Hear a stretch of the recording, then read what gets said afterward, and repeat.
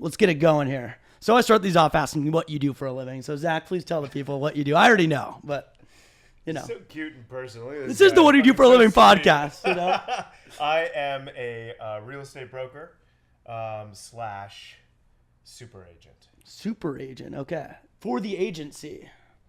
I don't know which camera it is, but that's my serious a look deep look. And use for clients. Yes, very super good. Agent. So, as a super agent, what does that entail? Because a lot of people don't know what the agency is, but like it's the top dog place. Yeah, so the agency is a company I moved to like a year and a half ago. I was with this brokerage called Hilton and Highland, and they were sort of like the bespoke real estate agency in the world. They were the biggest boutique firm in the universe, and focusing on super high end real estate. And very we couldn't disclose who we were working with. Like it was very high end NDAs, stuff. everything. Yeah. NDAs everywhere, and they like being very under the radar to rep these things. And so coming to the agency is totally opposite. The agency is a marketing and branding machine that is a global company. This was one office. Now this is global. We have our own show. It's in your face, but still respectful and still repping high-end property. So for me, like the biggest change was like, can I accomplish both? Can I still sell high-end real estate and be out there in the public eye, you know, much more than I am now? Because that needed to come out in me, and it's been so far, knock on wood. It's been very, very positive. Okay, so like when you kind of sign up, you know that you're going to be in front of the camera working as a real estate agent. Yeah, kind of. Look, like my soul and background is in comedy and entertainment. Okay. Yeah. This is an adult entertainment podcast, yes, right? Yes. So everyone has done some adult films. Yeah, of course. Yeah. Well, you know me. Yeah, I won all the awards at the. So I knew that like I was gonna create more content with me in front of the camera, selling properties. I knew I was gonna create more. I wanted to bring entertainment to real estate. That was kind of my goal in this major transition. Gotcha. So I knew, and there was a show that they'd already started. They had their own Netflix show. I was in a cameo appearance on one of the episodes. Was that Buying Beverly Hills season 1? Buying Beverly Hills season 1. Okay. Yeah. Gotcha. And then I knew they were doing a season 2, and I knew that if I was there, like, I would bring good entertainment to it, and it happened. Did you go to them and say like, hey, like cast me, or did they come to you, or was it kind of like a mutual thing? No, they came to me, and I kind of like, not that I thought they would, but I'm friends with all of the guys on the show, everyone on the show. Yeah. And I know that like I'm known for my brand of comedy and humor and personality. German voices too. Is it German voices? Yes. All of them. Sometimes there's so many in my head I can't get them out. I just thought like coming there was a big deal, and they came to me and said, let's talk about the show. So we had like 5 Zoom sessions with New York and Netflix and Wheelhouse, the company, and then they were like, yeah, we want you on the show. Are you getting calls all the time from like people that are trying to buy houses? I wish I wouldn't be here right like, now. Please, yeah. No, I mean, like, that's what we do all day. Like, people are like, you are on your phone all the time. Like, well, that's what I make my living through, my phone. Okay. You know, because I'm traveling constantly around the city, going to different properties, different sites. Schmoozing. A little schmoozy. You know, schmoozing. I'm a Jew. It's in my nature to schmooze. I can't get around it. But it's just part of who I just feel like I want to work with you if we like each other. Yeah. So if I like you, we're gonna hit it off, and hopefully we work together. Hopefully we have a friendship, and it all comes together. Are you like, what are the kind of people that are buying these like $40-50 million houses? Like my whole account's asking people what they do for a living. What do these kind of people do for a living? Yeah. Maybe there's some synergies here. We should like. Yeah, maybe team up. We'll make a little duo. Yeah. Well, I mean, that's a really good question, because a lot of the people buying these things now are American. And the past handful of years, they haven't been. Like Chinese? A lot of Chinese that have come in. But China really has this like kind of moratorium on this restriction on how much money you can pull out on a daily basis. So it takes a lot of creativity. You have to be industrious to know how to get it out. People have got out a while ago. So those Chinese are still buying. They put like caps because they don't want people to just dip with all their Chinese assets, right? Correct. They want that money spent in China. Oh, interesting. Okay, that's crazy. And so they want to diversify these guys who've made a lot of money, and they want to invest in different places. Like Vancouver was a big one. Chinese market infiltrated the Canadian market in Vancouver, and they had to impose taxes on second homes. Because these guys would just park the money there. They wouldn't even live there. So you'd have all these vacancies all over the place. Because the Chinese real estate market's like in the hole right now, right? It's not doing great. Yeah. No, the Chinese market is not doing great. I mean, listen, this market is strong here, but interest rates going to where they are, being at these high levels, have really stopped the market from moving forward. So we've kind of been at this plateau in this local market here and across the United States. I mean, a couple of years ago, you could have gotten an interest rate at 3%. Yeah. Wow. So that means like $1 million house, let's say that's $3,000 a month. It's like, okay, doable. I can do that. Roughly, right? And now today, those numbers are like 7%. And so that number on your $1 million mortgage is $7,000 a month. Now you've just cut people's buying power in half and more than that. So that puts a stop to the market inability to purchase those properties at those interest rates. So a lot more people are renting. Okay. So mostly though Chinese people, like American people, for example, though, like what do they mostly do? Like what is their job? Like do you get like old money, new money? What kind of people? So we work a lot with the entertainment industry because that is like, really the main industry here. But when you talk about 30, 40, 20, money, 30, 40, we're not talking about in front of the camera people. We're talking about studio execs, studio heads, big producers, exec producers. A lot of these guys who've made a lot of money and put their money now investing into movies. They also are the ones who can afford those properties. Directors, people like that, kind of. Yeah, you get some, but like to be a director and to buy a property north of 10, 20, $30 million, you've got to be like Spielberg one of the few or names that you recognize. Tarantino. Okay. It's sort of like the golf game. It looks so glamorous to be a pro golfer or a pro tennis player. If you're not in that top 1%, if you're not in the top 20 or 30 or 40, let's say worldwide, you're struggling to make a living. So if you're not one of those directors who is in the top 1%, you're not buying one of these properties. Okay. There's a lot of hedge fund, a lot of finance guys buying these things, a lot of commercial real estate. Oh, yeah. People do really well here. Those are some of the biggest like hypercar people. I mean, obviously right now the commercial real estate market's kind of like, but like 5 years ago or 3 years ago when I was doing my content, like I see like a Koenigsegg, like something like that, commercial real estate every time. Right. It's crazy. Yeah.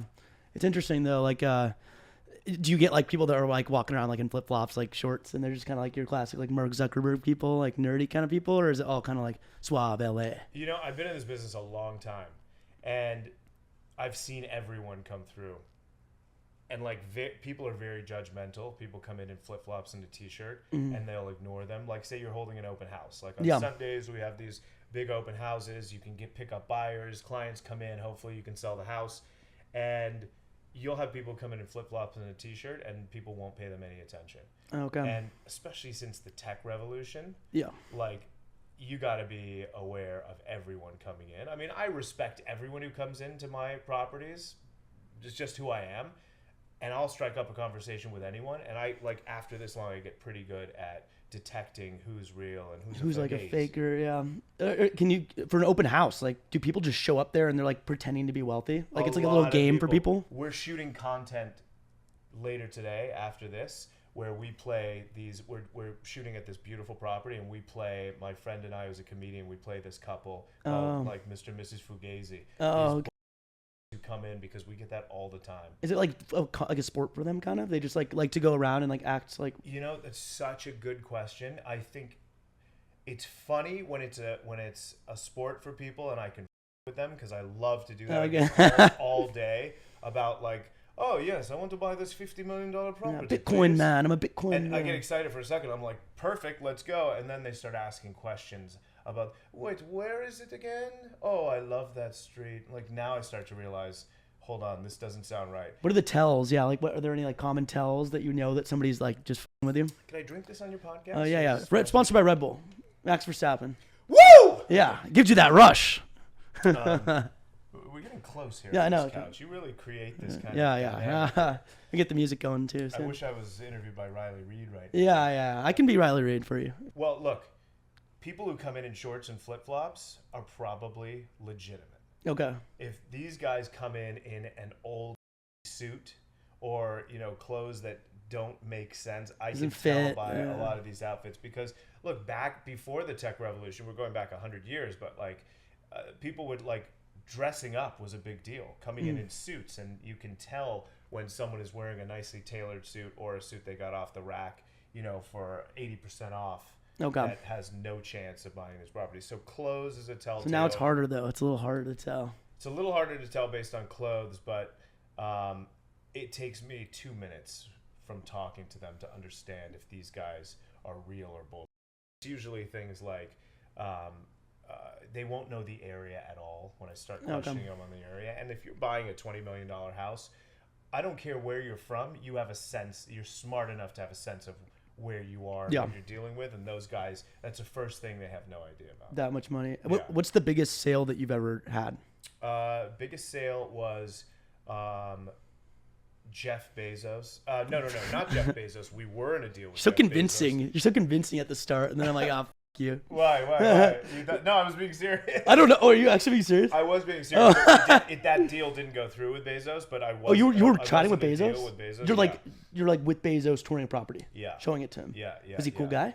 He was incredible, actually. Really? Okay. They told me, his people called me ahead of time and were like, don't look him in the eyes, don't talk to him about other real estate, don't do this and that. And I'm never nervous showing a property. Yeah. Like, this is my home turf. This is what I do. Yeah. I love it. So I'm excited when they show up.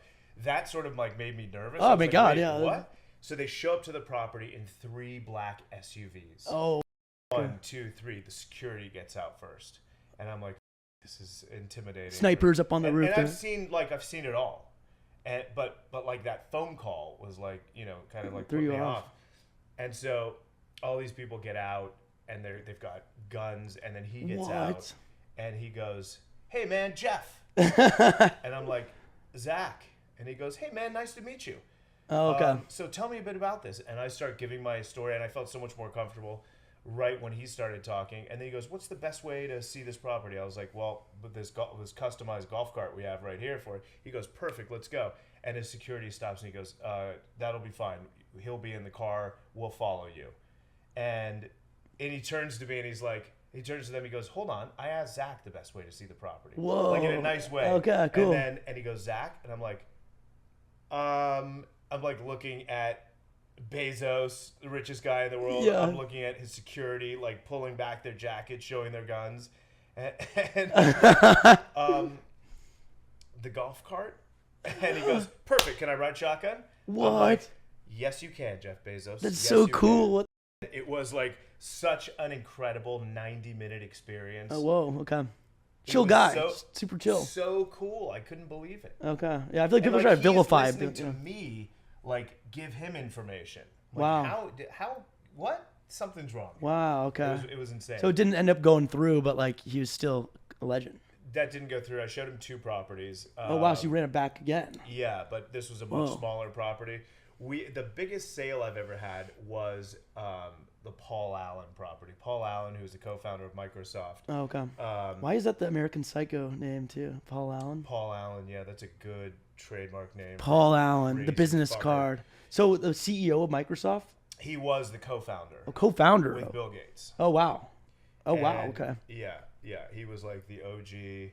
He and Bill Gates started this thing. Bill Gates really took it off. Okay. But he died a few years ago of cancer. God, just like Jobs. It doesn't matter how much money you have. Sometimes that gets get it. Yeah. How much money was it? Was the sale? We were asking $150 million. Oh whoa. Okay. And there was no house. Oh, it's just land. Just land. Whoa. Okay. But we were talking about 120 acres of prime land in Beverly Hills that like was on a hilltop with incredible views, and there was like 8 flat acres, and the rest were private mountains. It was insane. Is it like the biggest sale ever? It was the biggest land sale ever. Ever? Yeah. Is it still the record? Still the biggest land sale. So you sold the biggest land sale ever. Correct. Yeah. Oh my God! All right. However, after spending that much time marketing this property, pitching this property, flying to different places to really kind of sell it, because I was so passionate about this property. Like the ones that I'm passionate about, I'll do anything for. I love it. It makes my blood like boil's not a good word. Boil's bad. No, right? Bad. Blood, cold. Don't even That's use bad blood. Too. Bad analogy. No, it makes my chocolate milk bubble. Yeah, that's good. I love chocolate milk. I do too. So I spent so much money trying to get this property sold, and then when we did and had to divvy it up because we used a couple of other people to help, I made more money selling a $12 million house by myself than I did selling this property. But it's okay. Like, I don't not do it for the money, because I really like money. Yeah, of course. Yeah. But some of these things are so pleasurable, and they give you joy and success in so much other areas. Like the people I met dealing with this property, the other opportunities I got from this property don't have a monetary value on paper, but it's like there are opportunities in life that you have to take that won't pay you as much for doing them, but you look at the opportunity cost from the possibilities, and it's very worth it. Like this, okay. You're not paying me enough for this. Yeah. We signed the NDA though, so obviously you can't say how much I paid you for this. Okay, but, I can't even say I'm on this podcast. No, you can't. Is it a podcast or a show? It's both. It's everything. It feels like a show. It's kind of a show. A podcast is such a, audio only. It's just not the thing. This is a production, baby. Right. This is we got people everywhere. Yeah. How are you guys? Hey, get in some snacks. In-studio audience. Get in some snacks out there. We got PAs. PA. Yeah, another Red Bull. I wish they could see this. So is the pressure? Oh, there we go. Nice, thank you. Right? Can you turn the logo into the? Yeah. What do you mean? I'm just drinking normally. Oh yeah, thank you. You got to tell me though, like, is the pressure on if you haven't sold a house? And like, what is like the standard at the agency right now for like selling houses? Like, could you go like a whole year without selling something, and then you sell a big one, and now you're like in hibernation again, trying to sell another? I mean, that's a really good question too. What did you write these ahead of time? Can I say? Look, Devin's could be the wizard too. It's the PAs. The barrier of entry to be in this business is very low. You get so many people who are like, "Oh, my uncle has an $8 million house. I'm going to get my license and sell this property," and they make $75,000, $150,000, and like, this is great. I'm going to stay in this business. Yeah. And then they don't have any other deals, and then it's really hard to find real, to be consistent in this business and find the right properties, know how to mix and match, takes a lot more. So to get into the business is easy, to stay at the top is difficult. Okay. So yeah, I could sell a $15 million house and be fine for the next handful of months, but you develop a more expensive lifestyle, and it's not just how far this money's going to get me. It's that I want more always. I want more properties. I want more things that I love. I want more things like that I'm passionate about. And that's where the money comes from for me. Okay. Interesting. So for a lot of people, just getting, doing a couple of deals and making it is good for them. A lot of my peers is like swimming with sharks. You make one kill, you're satisfied for a minute, but then like, that night you're on the prowl again. Oh, okay. So there's always like a fire underneath you where you're just like, fire that like it's more than just like, I'm never, like people get mad at me. They're like, why don't you enjoy this sale? And I'm like, I am internally for a minute, but it's always, everything is about your next deal. And I'm not like a deal junkie, but I do love the art of the deal. I love crafting it. I love finding it. I love mixing and matching. I love getting into the heart of it. And there's a lot of bullshit in this business I don't like, but like I find that with any business. So I try and delegate those things or just deal with them. But the other stuff, like when it really comes to putting it together, is fun. I feel like getting a fat deal would be hype. Like that's people nice get the champagne. Oh, yeah. Do you have any like pro tips, like for people that are trying to get into real estate? Like what is the best way to sell a house? Like if you had any like bullet point kind of things. Is there any like specifics? So we get a lot of those questions on our podcast when people like write in. But I've been getting so much of that since the show came out. Oh, okay. Like, do you read your DMs? No, not really. You don't? Unless it's like, I do like, it sorts it. So like you can see follower accounts. So like sometimes I'll pop on and like some celebrity DMs me and they're like, oh, let's do a video. Oh, but like you can sort it through follower account. Yeah, it'll sort it. It'll be like, there's a different like button basically. You got to show me that. I'll show you. Yeah. It's really nice. So like you can see if someone like with 50 million followers DMs you, you can see it immediately on the top. Right. Yeah. Mine are usually like 812, and I see that right away. Maybe my function's on. I just don't have. People don't care. I'll show you. No. So I get that question a lot from people, and they're asking me a lot now. And I try and answer a lot of these DMs. I really like enjoy. Oh, okay. Communicating with people, and most people have such nice things to say. I actually love when they have bad things to say. When you like the haters? Oh my god, I don't know why. Do you respond to the haters? I do. Oh my gosh, that's so bad, but you like it. I know, and Netflix's PR was like, do not respond to that stuff. Because they could take a screenshot and like, yeah, but I don't respond negatively, really. Yeah. I respond like in a condescending way, and I have fun with it, but like, okay, you're not like F you. Like, no, I'm never like that. Okay. I'm always like fucking with them back when they say something like that. Like recently I posted a bad review from someone, and I posted on my story, and I cut out their names. I don't want to show their names. Yeah. And so many people were like, fuck that person. Yeah. And the people who were like, oh my God, you are so great on the show. I love you. Don't listen to that. I respond like, thank you so much. And the ones are like, fuck that bitch, she should die. I'm like, that I'm not responding to. It is funny to get the DM. You post the DM. I've done it too. It actually is just like good bait. You should do a video just reading them off. It was like a social experiment why I did it. And I got more responses countering that post than I have like posting a $60 million property. It's like celebrity, or what is it? Like Obama reads mean tweets. Like that was a whole thing on Jimmy Kimmel or something. Oh like yeah. Yeah, like everyone loves like reading up. Not bad. Yeah. Not bad. Yeah. That's by Obama. Oh yeah. Not Oh yeah. bad. It's a little Chicago. Is he from Chicago? Yeah.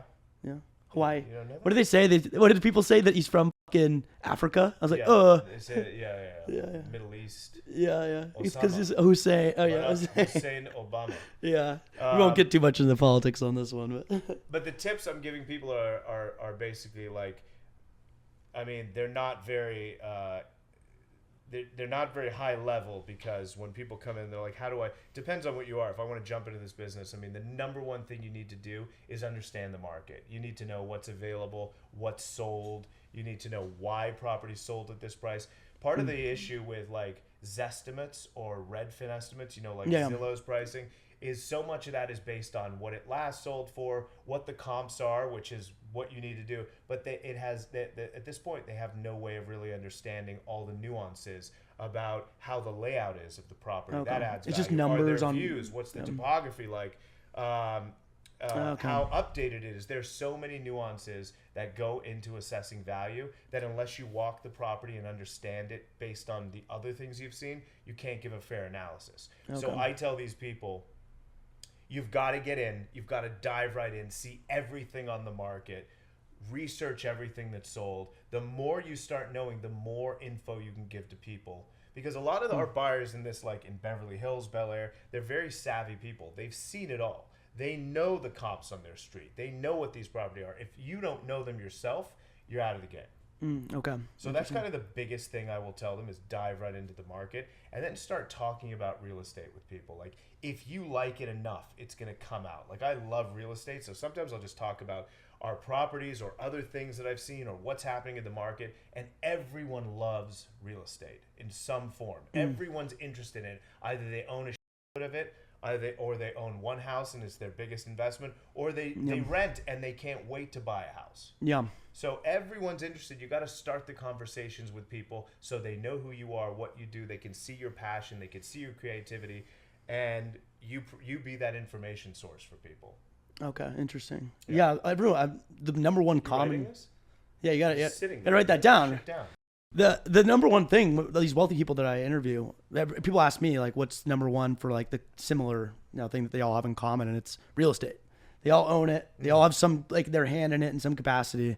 So yeah, that's super interesting. I agree.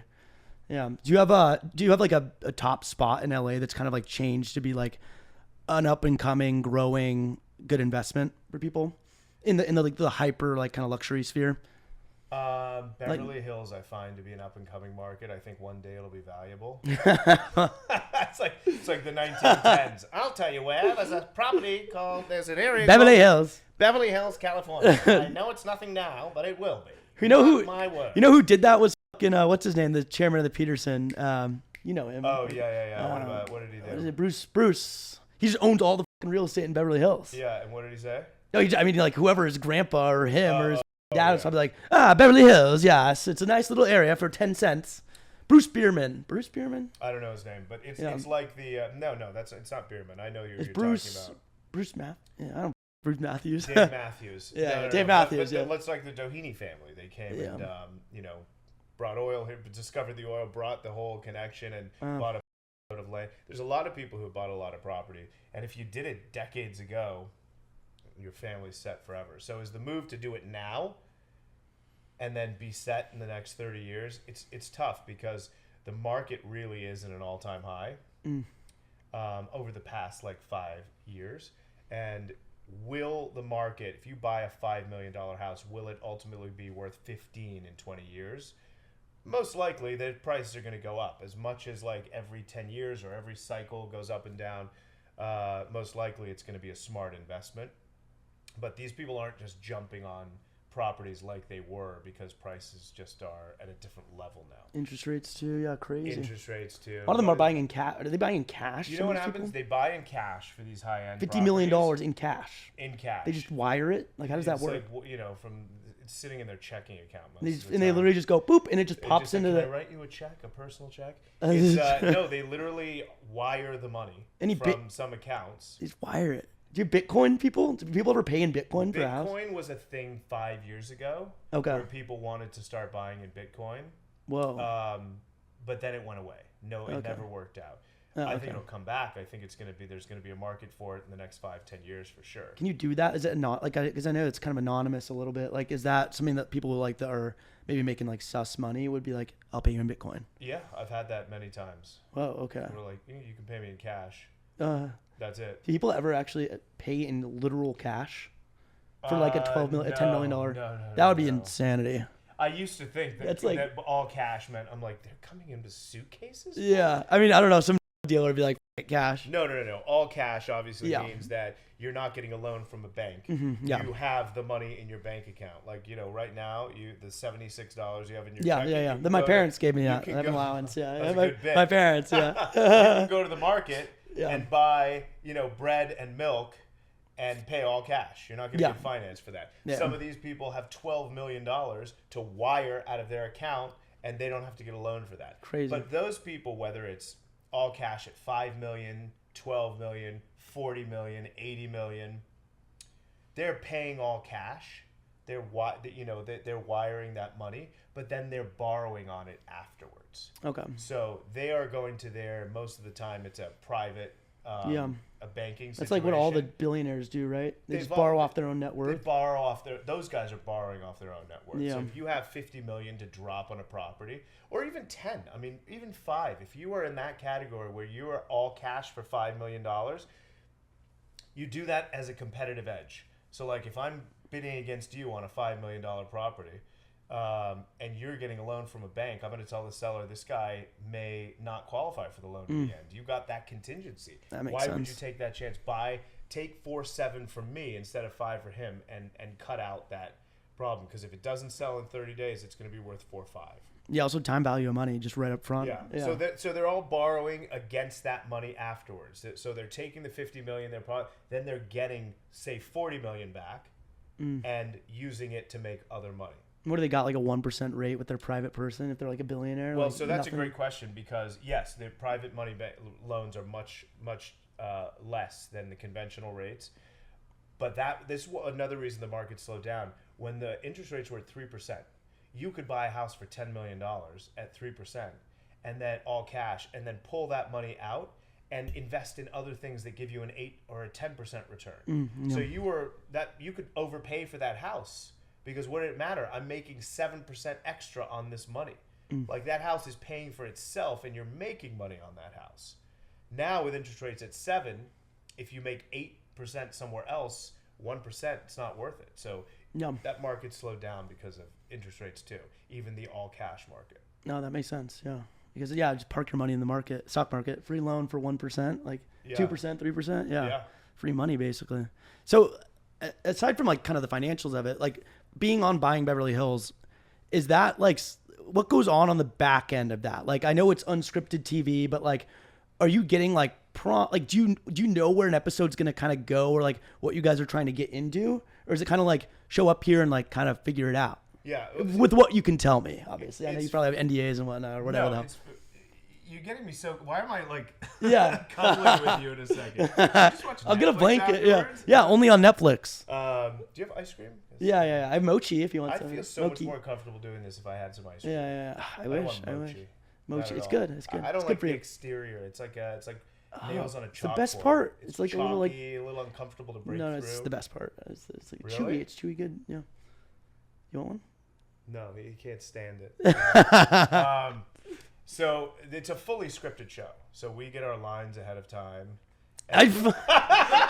Stop. He's like, oh, wait. Like what? It's like all dropping. You get like sued. It's like side. I can't trust you. I was like, what? Really? Is that possible? This is part of my Fugazi character. Yeah. I can't. This is. Sometimes I catch it. Sometimes I don't. Yeah. So the guy's gonna be like, "Do you have 10 million for this house? I have 20 million for this house."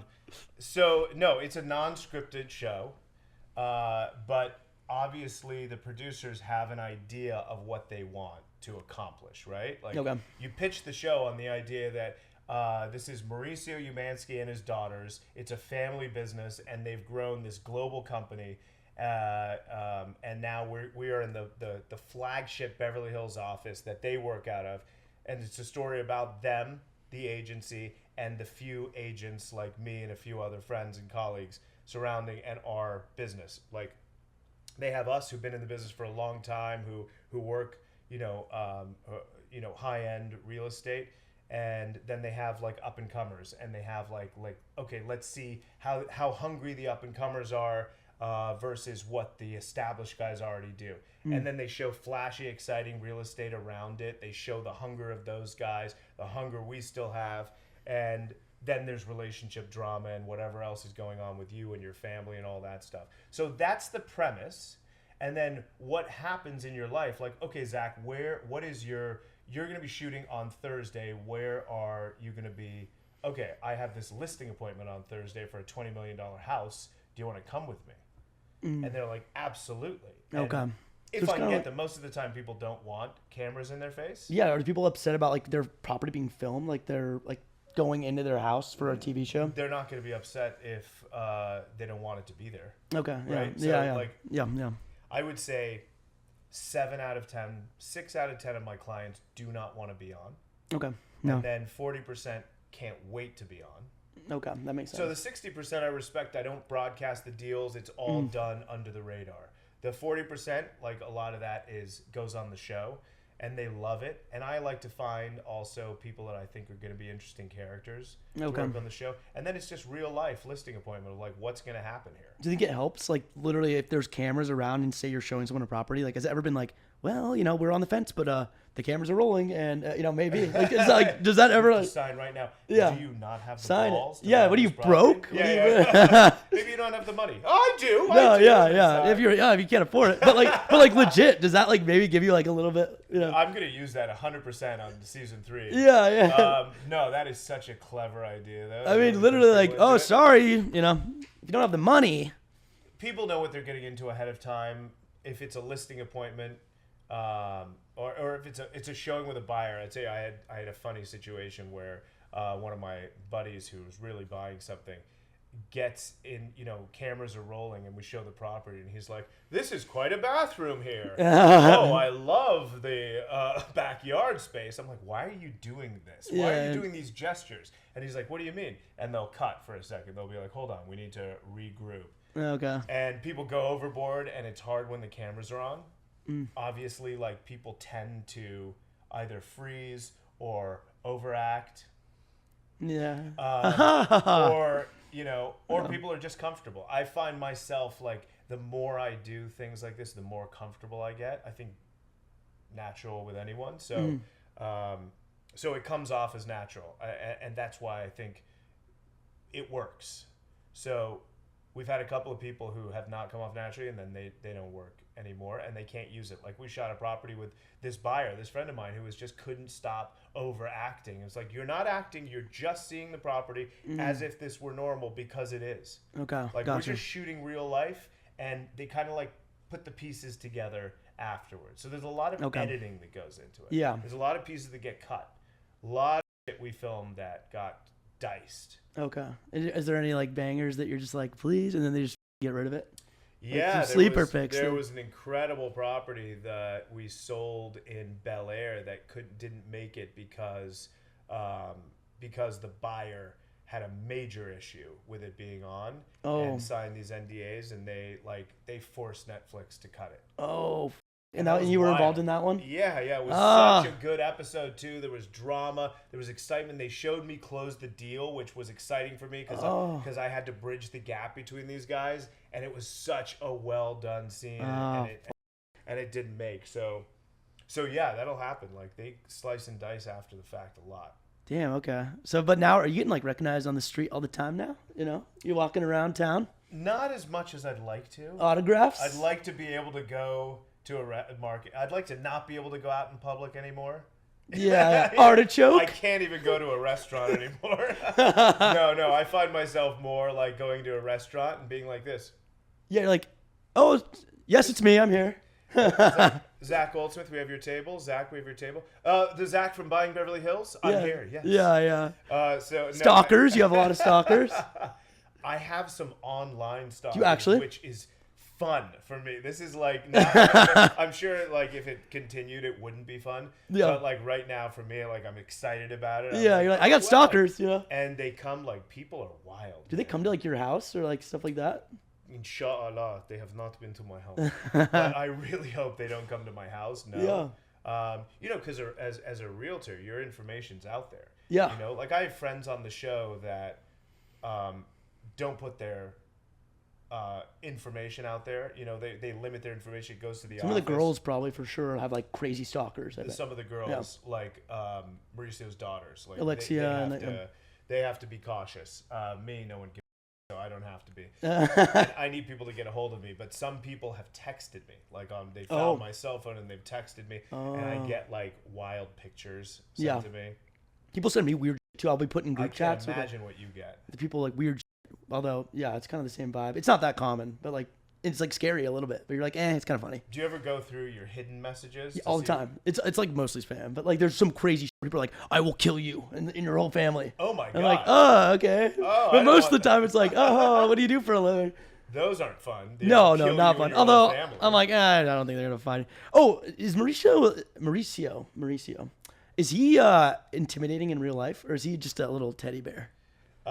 He's both. Okay. He's both. He can lay down the law if he needs to. Yeah. He's intimidating. He's intimidating to a lot of people because he's got a very large personality. Yeah. And I think that a lot of people are intimidated by that. Like, he walks into a restaurant, and by the way, he's got a 6-member family, immediate family. You know, it's him, his wife, or they're separated, but his wife, they're still very close, and 4 daughters. And so you go to a restaurant, and he'll go without a reservation, and he'll walk in like, "What's up, everyone? How are you?" Please come here. He'll start saying hi to people in the restaurant. Everyone knows him. Everyone's shaking his hand. Like, you've got 6 people to maneuver through. Like, you've got to have balls like that. Yeah, you've got to have a personality to get anything done. All daughters too, you know. You got all girls. You know, He's the only guy. That's a great point. All yeah, girls. totally. So like, I think people are intimidated by that nature. He's a very confident person. He's very successful. People get intimidated by that, you know. Yeah.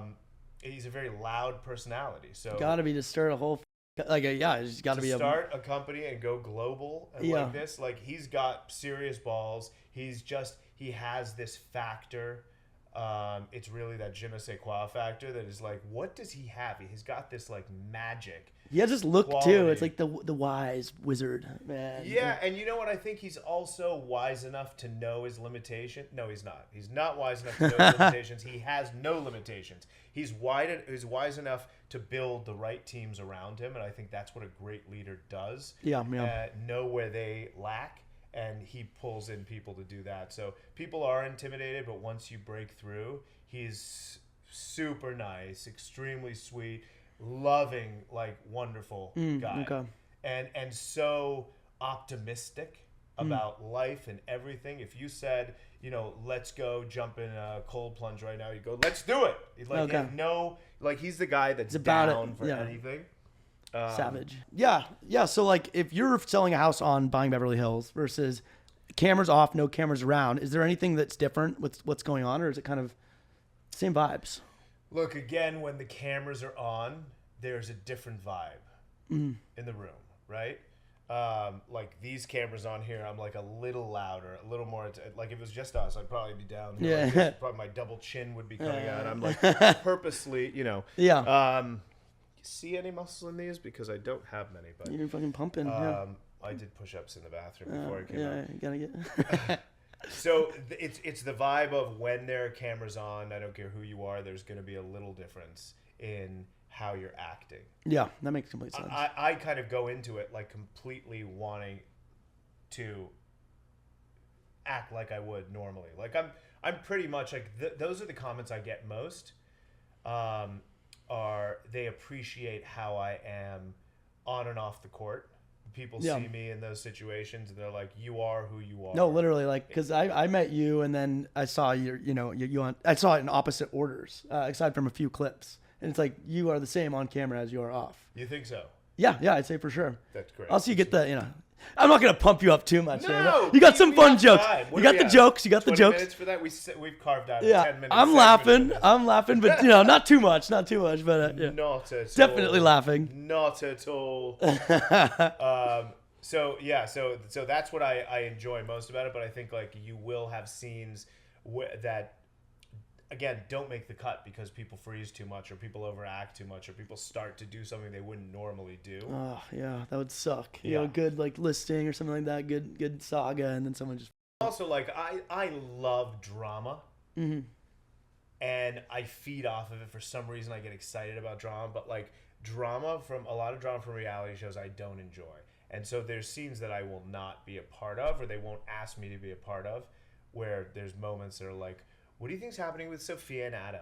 And I'm like, not only do I not know, I don't care. I don't want to be involved in that. They're like, great, Zack won't be in this scene. And it's okay, fine, I won't deal with that. I'll go to someone who really cares about it more. Okay, so you're like you can turn down some scenes. I turn down scenes. You turn it down. Point? Not for me. Absolutely. I love it.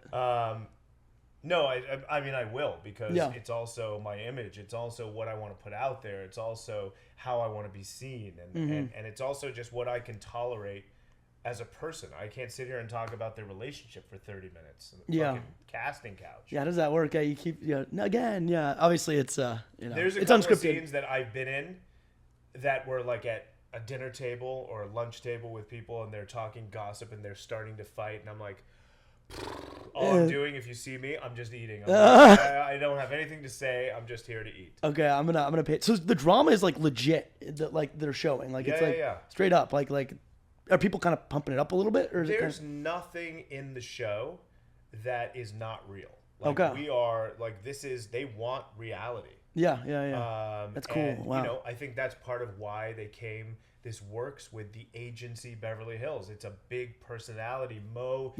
Riccio, we call him Mo, is a huge personality, and his daughters, it rubs off on the people around, and we're kind of like-minded individuals. Not everyone is this loud and obnoxious, but like we have that kind of personality, and those are the people mainly who have got cast on this. Yeah. And there's some to balance that are quieter but really good at what they do.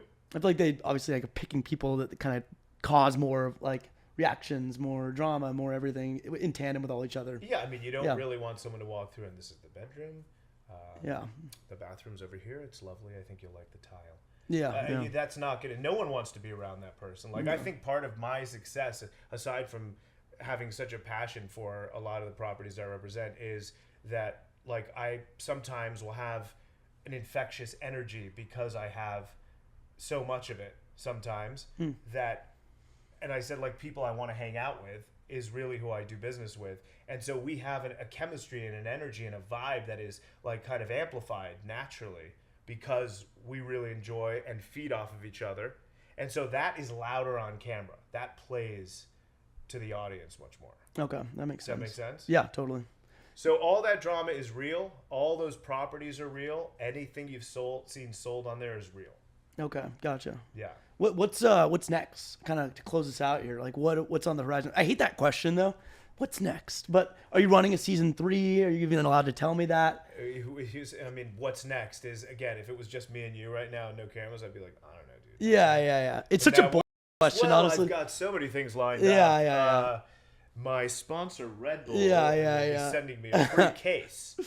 Are you so like? But are you allowed to say whether it's you. season 3? Is that like a public info? Or maybe this is the first drop. No, we don't know, to be honest. If there's gonna be a season 3, it's popping off though. Like I feel like this season is like boom. Like I went to Mexico last week. My sister was with me. She goes, "Holy shit, you were filming with Zack," and I was like, "Oh yeah," and she's like, "I love it, and I watched the whole season already." I'm like, "Damn, yeah." So I'll send her a signed head bobblehead of yes, myself. Of would course. Love for someone to create. You got to charge a little bit for that though. Yeah, I'm gonna start doing like $12 cameo. Yeah. Recording birthdays.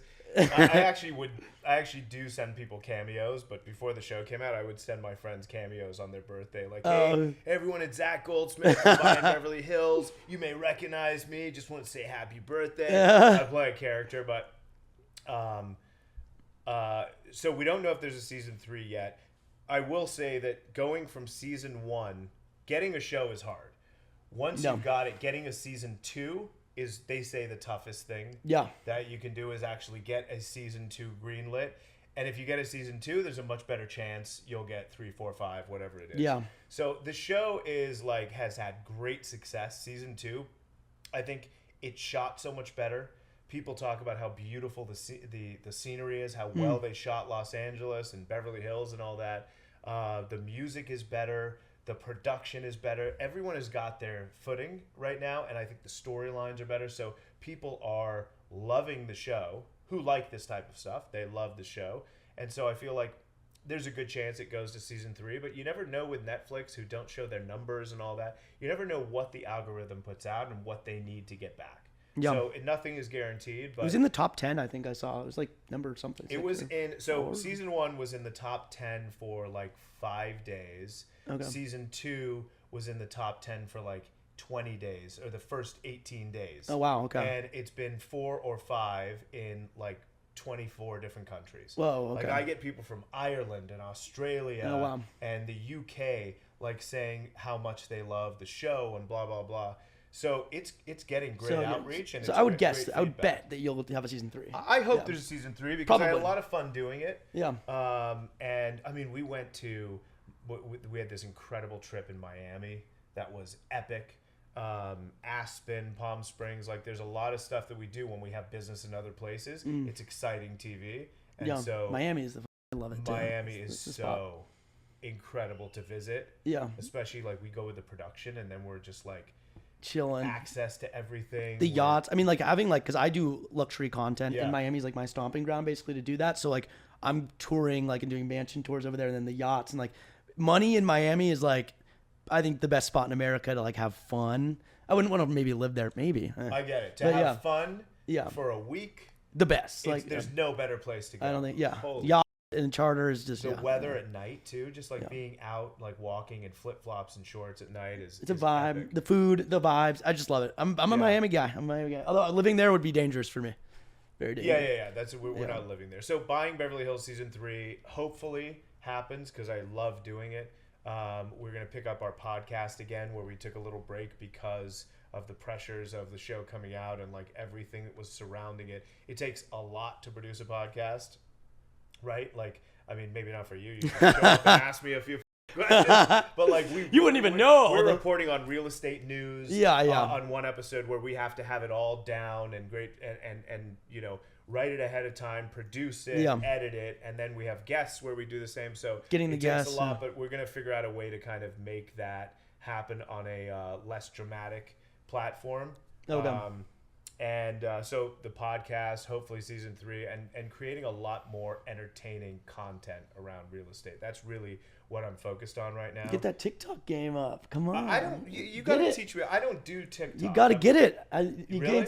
We did that video. I feel like you probably gained some followers from it. But you didn't have any video. You didn't have any video. Do I even have an account on TikTok? You have one. Yeah. I was given it by Melissa. Oh, I do. But you gotta. Really? Yeah, you gotta. I tagged you on it. You had like 20 followers at the time. Now you probably have more. So you just post 20 followers. No, yeah. Hey. Yeah. Now you probably got 30.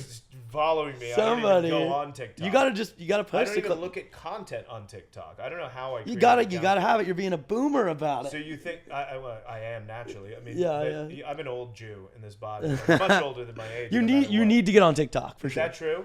For sure. It's like the one. Yeah. I mean, unless it gets banned, but yeah. So do I need to create separate content for TikTok? I would just. I mean, people can literally clip. Like it depends on what Netflix has, but like they can clip your clips from Netflix. I'm sure you're allowed to repost it. Maybe not in like your contracts, but whatever like funny moments you have from the show, you should definitely have somebody that you pay like whatever amount to just do that. Go through all the Netflix shows, vertically crop it, and it would you'd have content for days. Right. That's a good idea. It's just good. It's just you should do it. The videos that I've already shot, the properties videos that I've already shot, I can, as long as they're vertical. You can make it. Yeah, you can cut from the horizontal and just make it vertical. Right. As long as it's centered. Yeah, they can do it. So yeah. Okay. Do you have anyone that you want to? Yeah, steal him, poach him. Well, you've been done here. I'll do it for you. Pro bono. You'll do it. Yeah, of course. Yeah. So stuff like that. So I'm getting into the content creation business with you. So yes. We're moving on right after this. You got to hire me. It's steep though. It's steep. I love it, man. I love meeting you also and getting to know you. And my cousin from London saw our video that we you're from London, yeah. I'm actually from London. From London. And cousin. Okay. I shouldn't have lost this accent because it really works. It sells. If I'm showing a property and I'm like, someone comes to the open house, I'm like, yeah, here's the living room opens to the backyard. They're like, yeah. The chick's like, yeah, we get it. Thank you so much. And the same person can come back a week later and I'll say, the double doors open to the entire garden. Wow. And she's like, tell me more. Very fancy. Very nice. It's incredible how far the accent goes.